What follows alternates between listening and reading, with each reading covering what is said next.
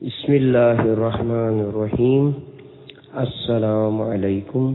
یہ کاشانہ بصیرت کا آڈیو بک سیکشن ہے۔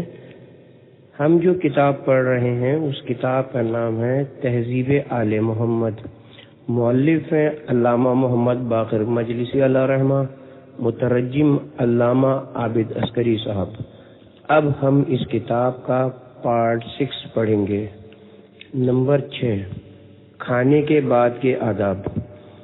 حضرت امام علی رضا علیہ السلام فرماتے ہیں، جس وقت تم کوئی چیز کھاؤ تو فوراً چت لیٹ جاؤ اور داہنا پاؤں بائیں پاؤں پر رکھ لو۔ حضرت امیر المومنین علیہ السلام کا ارشاد گرامی ہے، دسترخوان میں سے جو کچھ زمین پر گرے اسے کھا لو کہ اس کا کھانا اللہ تعالیٰ کے حکم سے ہر درد سے شفا بخشتا ہے، خاص طور پر اس شخص کو جو اس کے ذریعے سے طالب شفا ہو۔ حدیث میں ہے، حضرت امام جعفر صادق علیہ السلام سے کسی شخص نے پیٹ کے درد کی شکایت کی، ارشاد فرمایا جو کچھ دسترخوان میں سے زمین پہ گرے اس کا کھانا اپنے اوپر لازم کر لے۔ حضرت امام رضا علیہ السلام کا فرمان ہے، جو شخص گھر میں کھانا کھائے اور اس کھانے میں سے کچھ رزق گر پڑے تو لازم ہے انہیں چن کر اٹھا لے، اور اگر جنگل میں کھانا کھائے تو گرے پڑے رزق پرندوں اور جانوروں کے لیے چھوڑ دے۔ حدیث میں ہے کہ دسترخوان کے بچے کچے ٹکڑوں ریزوں کا کھانا افلاس کو دور کرتا ہے، کھانے والے کی ذات سے اور اس کی نسل سے بھی 7ویں پشت تک۔ ایک اور حدیث ہے کہ جو شخص دسترخوان کے ریزے کھائے اللہ اس کو دیوانگی، جزام، سفید داغ اور یرقان سے محفوظ رکھے گا۔ حضور پاک کا ارشاد گرامی ہے، دسترخوان کے ریزے حور العین کا مہر ہیں۔ حدیث میں ہے کہ جو شخص خرما یا روٹی کا ٹکڑا زمین پر پڑا ہوا دیکھے اور اسے پاک کر کے کھا لے، ابھی پیٹ میں نہ پہنچنے پائے گا کہ بہشت اس کے لیے لکھ دی جائے گی۔ حضرت امام جعفر صادق علیہ السلام سے منقول ہے، مومن کا جھوٹا کھانا یا پانی پینا 70 بیماریوں کی دوا ہے۔ اللہ تعالیٰ نے نہر سرسار کے باشندوں کو اس قدر نعمت عطا فرمائی تھی کہ گندم کی سوجی تیار کر کے اس کی روٹیاں پکاتے تھے اور ان روٹیوں کو کوڑے کرکٹ میں پھینک دیتے، یہاں تک کہ روٹیوں کا ایک پہاڑ ہو گیا۔ ایک دن اتفاق سے کسی نیک مرد کا ادھر سے گزر ہوا، اس نے ایک عورت کو روٹی سے اپنے بچے کی گندگی صاف کرتے ہوئے دیکھا اور یہ کہا کہ خدا سے ڈرو اور جو نعمت خدا نے دی ہے اسے جان بوجھ کر ضائع مت کرو۔ اس عورت نے جواب دیا کہ تو ہمیں قحط سے ڈراتا ہے، جب تک ہماری یہ نہر جاری ہے ہمیں قحط کی کچھ پرواہ نہیں۔ اس عورت کا یہ جملہ اللہ تعالیٰ کی ناراضگی کا سبب بنا، آسمان سے مینا برسنا بند ہو گیا اور زمین سے کوئی تنکا نہ ہوگا کہ وہ لوگ انہیں انہی روٹیوں کے محتاج ہوئے جن کی وہ توہین کیا کرتے تھے اور تول تول کر آپس میں تقسیم کرنے لگے۔ حضرت امام رضا علیہ السلام کے دونوں خادم یاسر اور نادر بیان کرتے ہیں، امام علیہ السلام اپنے ملازموں سے فرمایا کرتے تھے کہ اگر میں کھانے کے دوران میں تمہارے سر پر کھڑا رہوں تو تمہارے لیے ضروری کہ جب تک فارغ نہ ہو جاؤ میری تعظیم کو نہ اٹھو، اور اکثر ایسا ہوتا تھا کہ ان میں سے کسی کو آواز دی اور کسی اور نے کہہ دیا کہ وہ کھانا کھا رہا ہے، ارشاد فرماتے تھے کھا لینے دو۔ کھانے کے دوران میں کسی سے کام نہ لیتے تھے۔ نمبر 7، روٹی، ستو، گوشت، گھی اور جو خوراک حیوانات سے حاصل ہے اس کی اور سرکہ و شیرینی کی فضیلت۔ حضرت رسول خدا صلی اللہ علیہ وآلہ وسلم کا ارشاد گرامی ہے، روٹی کی عزت کرو کیونکہ یہ عرش فرش تک بہت سے فرشتوں اور بہت سے زمین کے رہنے والوں نے کام کیا ہے۔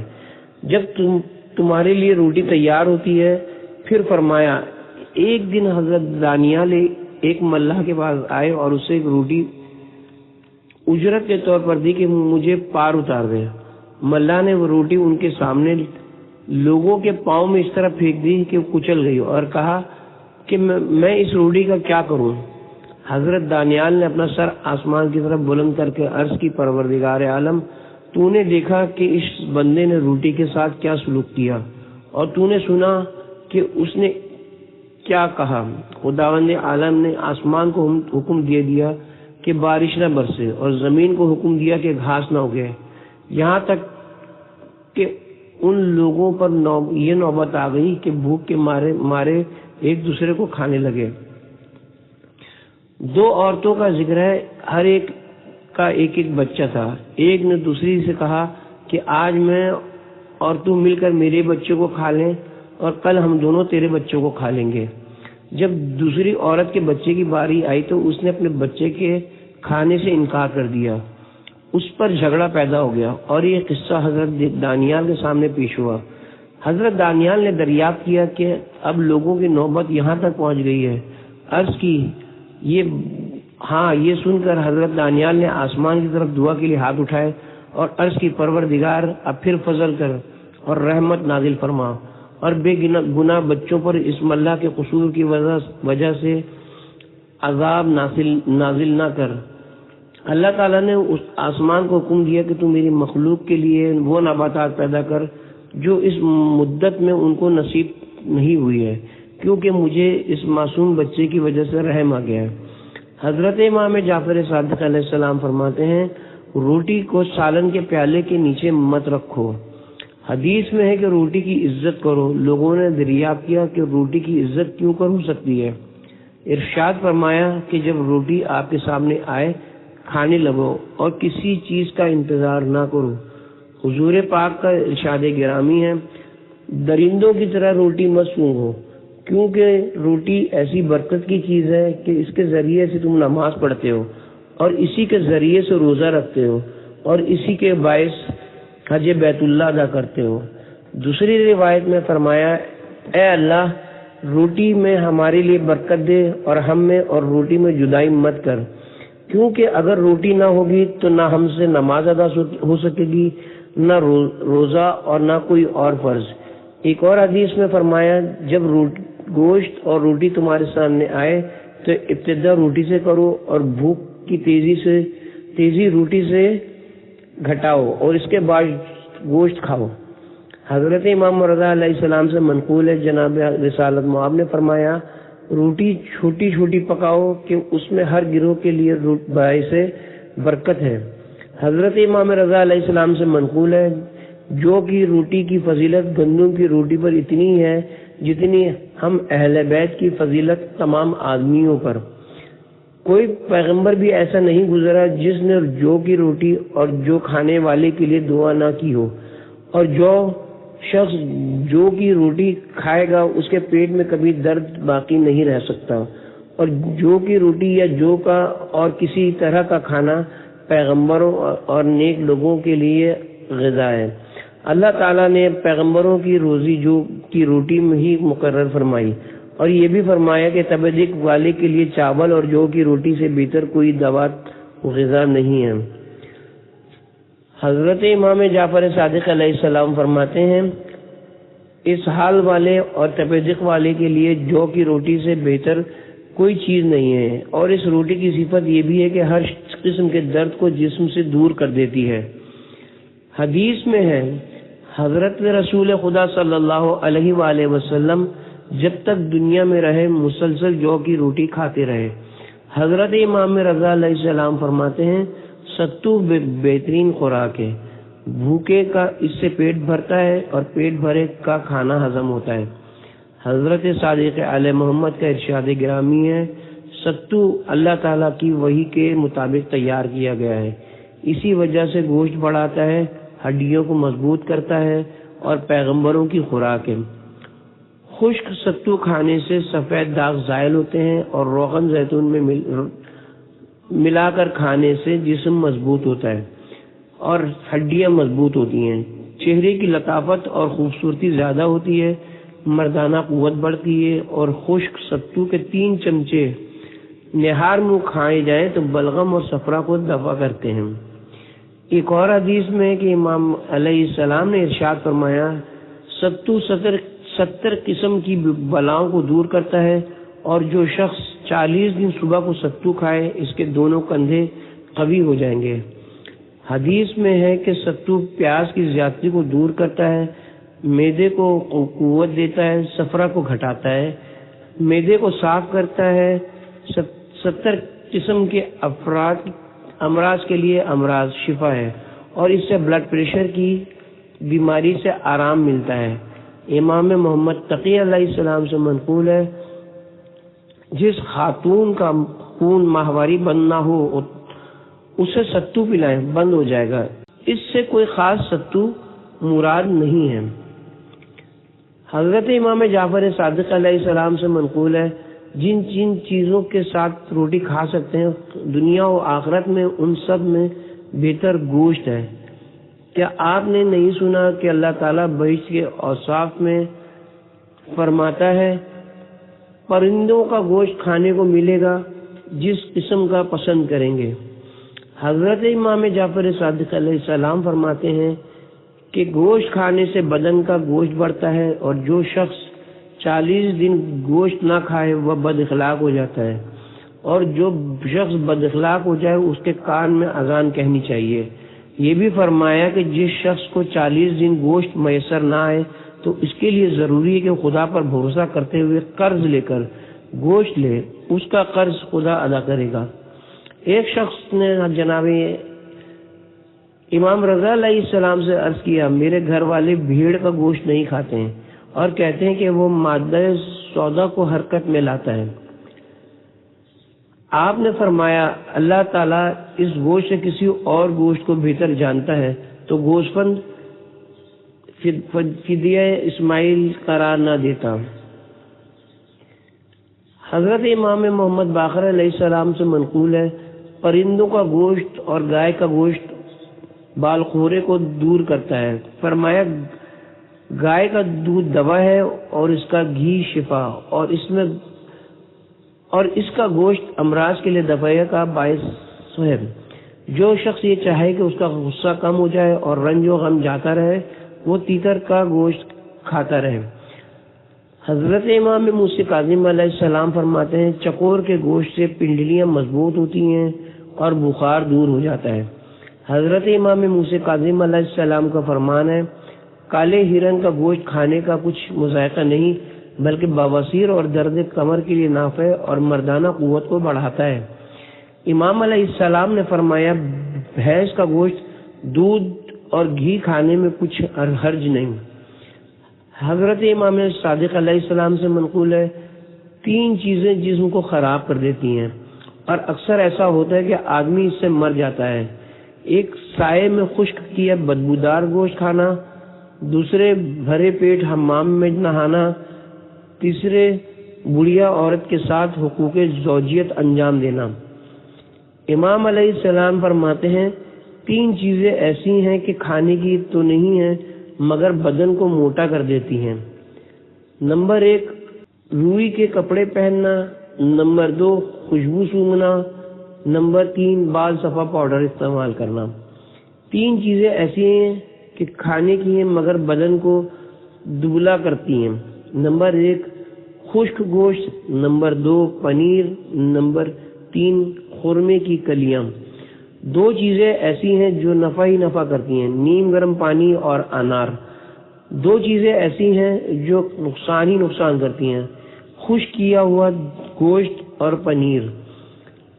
جناب رسول خدا صلی اللہ علیہ وآلہ وسلم دستی کے گوشت کو پسند کرتے تھے اور ران کے گوشت کو ناپسند کرتے تھے کیونکہ پیشاب گاہ کے قریب ہے۔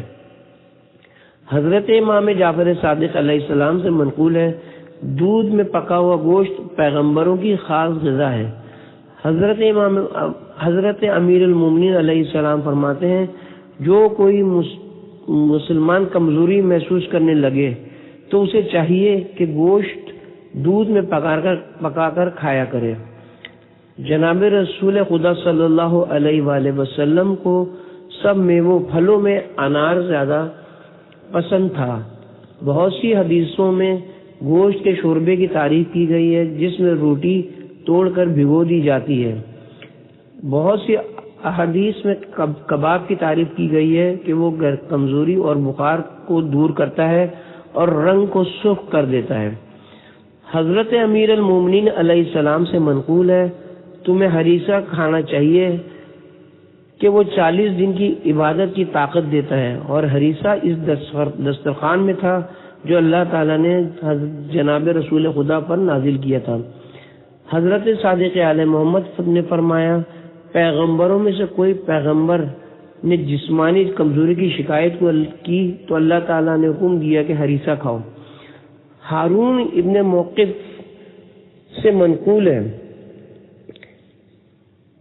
ایک دن حضرت امام موسیٰ کاظم علیہ السلام نے مجھے بلایا اور میں نے حضرت ہی کے ساتھ کھانا بھی کھایا۔ آپ کے دسترخوان پر بہت سا حلوہ پڑا تھا، میں نے حلوے کی کثرت پر تعجب کیا۔ حضرت نے ارشاد فرمایا ہم اور ہمارے ماننے والے شیرینی سے پیدا ہوئے ہیں، اس وجہ سے ہمیں حلوہ بہت پسند ہے۔ عبدالعلا سے منقول ہے ایک دن مجھے حضرت امام جعفر صادق علیہ السلام کی خدمت میں کھانا کھانے کا اتفاق ہوا۔ امام کے سامنے ایک مرغ بریاں پیش کیا گیا جس کے پیٹ میں خرما اور روغن بھرا ہوا تھا۔ یونس ابن یعقوب سے منقول ہے ہم مدینے میں تھے، حضرت امام جعفر صادق علیہ السلام نے کسی شخص کے ذریعے کہلا بھیجا کہ ہمارے لیے تھوڑا سا فالودہ تیار کر کے بھیج دو۔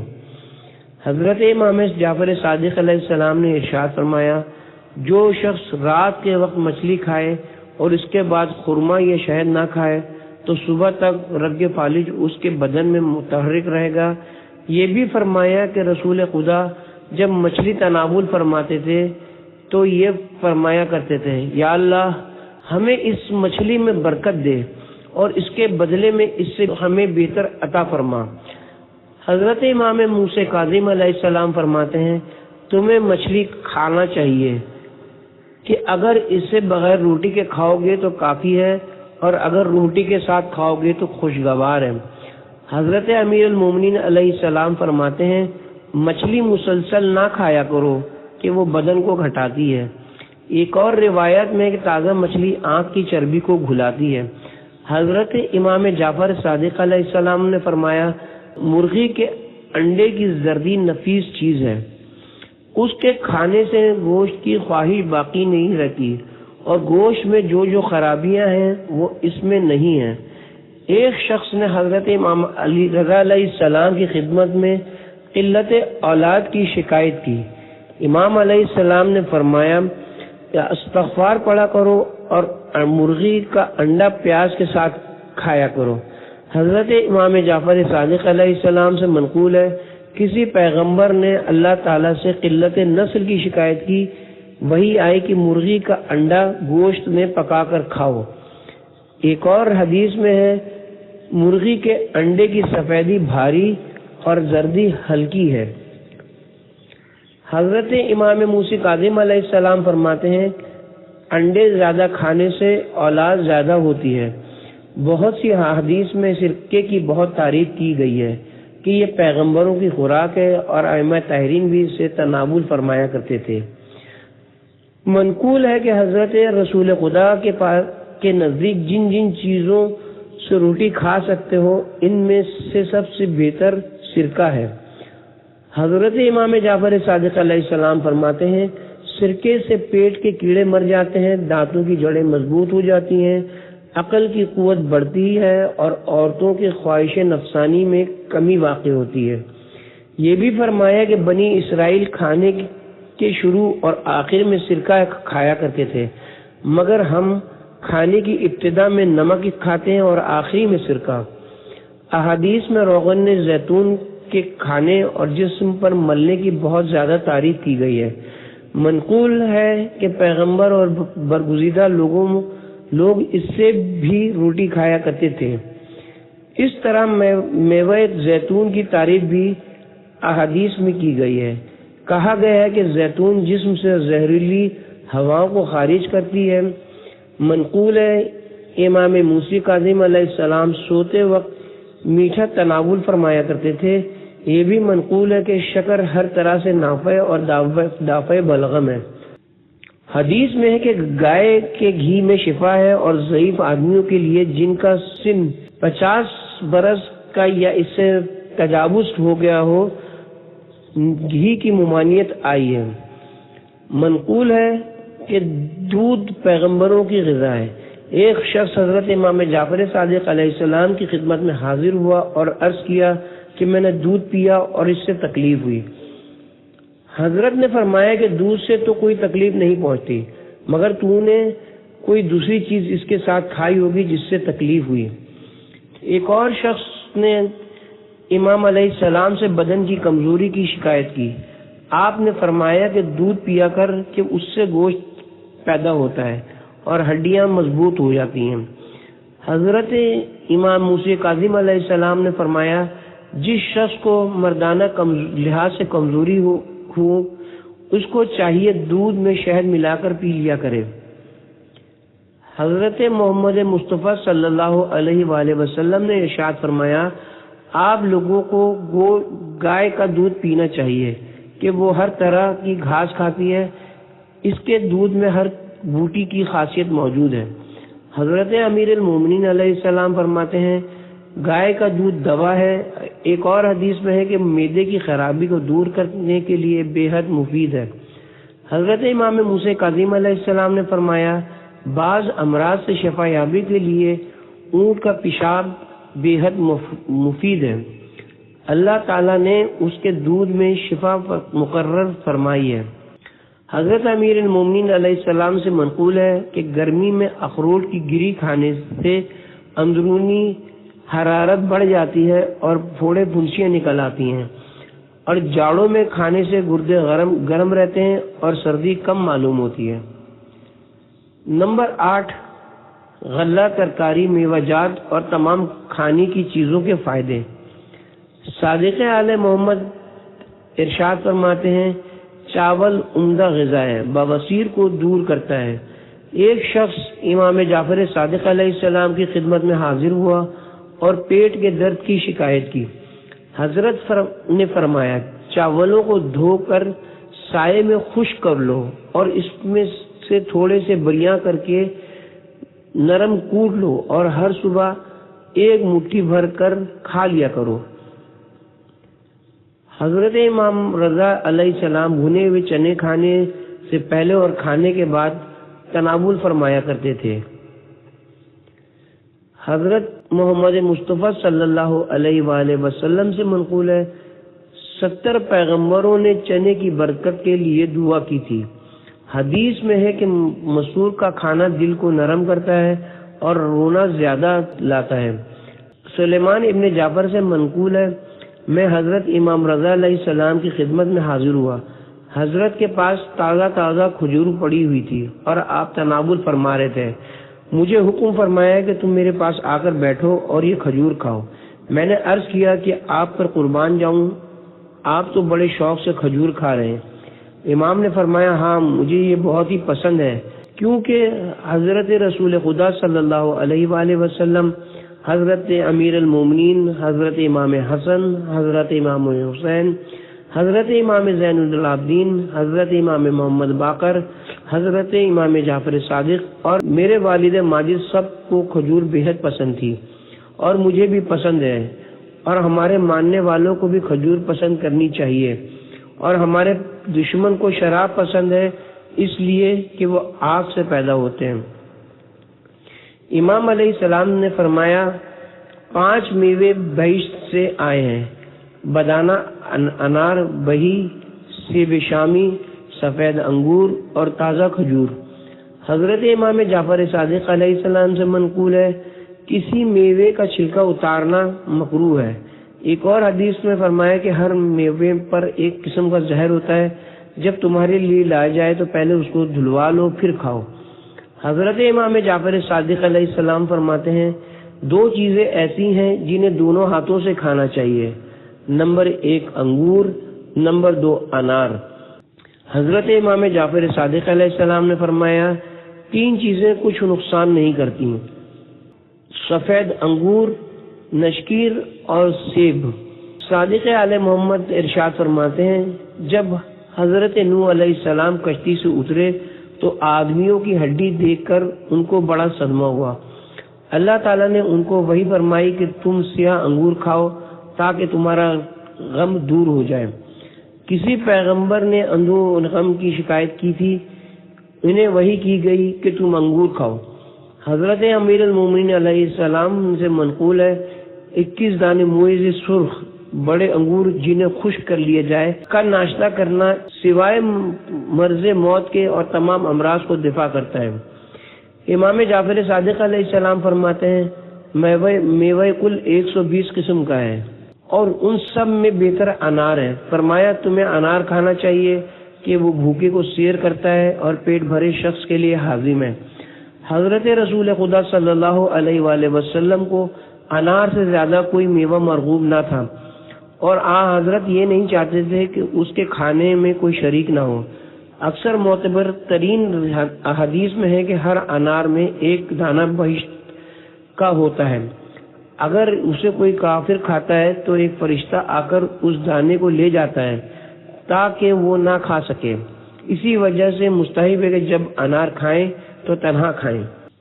حضرت امام جعفر صادق علیہ السلام فرماتے ہیں جو مومن ایک پورا انار کھا لے اللہ تعالیٰ شیطان کو اس کے دل کی روشنی 40 دن کے لیے دور کر دیتا ہے، اور جو مومن پورے 3 انار کھا لے تو اللہ تعالیٰ شیطان کو اس کے دل کی روشنی سے 1 برس کے لیے دور کر دیتا ہے، اور جس شخص سے شیطان 1 برس دور رہے گا وہ گناہ میں مبتلا نہ ہوگا، اور جو گناہ میں مبتلا نہ ہو وہ بہشت میں جائے گا۔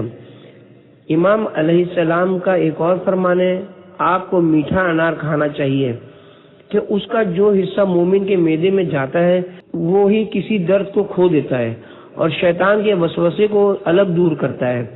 انار کے دانوں کو بیجوں سمیت کھاؤ کیونکہ اس طریقے سے کھانا معدے کو صاف کرتا ہے اور بال بڑھاتا ہے۔